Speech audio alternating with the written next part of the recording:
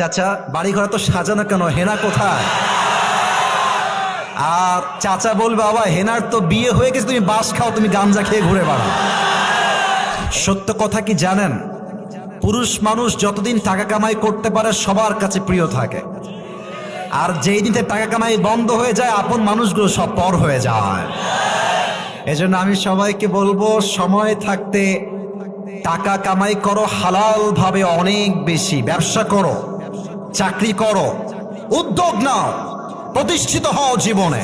যদি মায়ের কাছে সেরা সন্তান হতে চাও, যদি বাবার কাছে সেরা সন্তান হতে চাও, যদি তুমি তোমার স্ত্রীর কাছে সেরা স্বামী হতে চাও, যদি তুমি তোমার সন্তানের কাছে সবচেয়ে প্রিয় বাবা হতে চাও, তুমি যদি বোনের কাছে সবচেয়ে প্রিয় ভাই হতে চাও, টাকা কামাই করা ছাড়া কোনো গতি নাই যুবক ভাইরা। বলো বলো বলো, এটা আমি তোমাদেরকে মন প্রাণ থেকে বলছি যুবক ভাইরা, অলওয়েজ মাথায় রাখবা।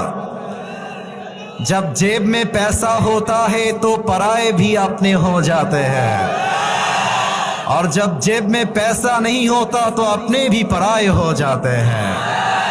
পকেট ভর্তি টাকা থাকলে ভালোবাসার মানুষের কোনো অভাব হয় না বাংলাদেশে, আর পকেট খালি হয়ে গেলে ঘরের আপন বউটাও পর হয়ে যায়। এজন্য আমি মাঝে মাঝে বলি, जब जेब में हो पैसे तो लोग पूछते हैं तुम हो कैसे, और जब तुम हो जाओगे कंगाल कोई पूछने नहीं आएगा तुम्हारा हाल।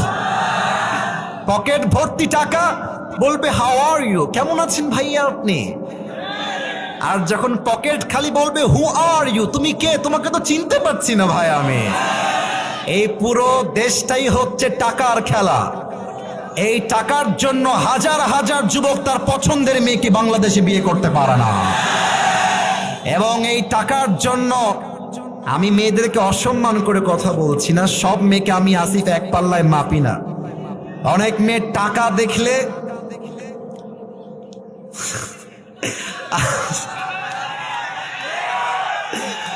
টাকা দেখলে আর সরকারি চাকরি দেখলে টাকার সঙ্গে বিয়ের পিড়িতে বসে যায় না, এমন মেয়ে তো বাংলাদেশে নাই। আরে নাই, আরে নাই রে ভাই, থাকলে আল্লাহ হেদায়েত দান করুক, পড়েন সবাই আমিন।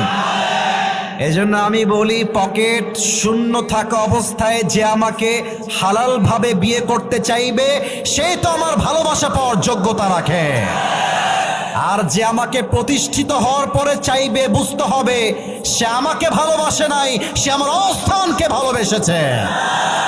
আল্লাহ যুবক ভাইদেরকে হালাল ভাবে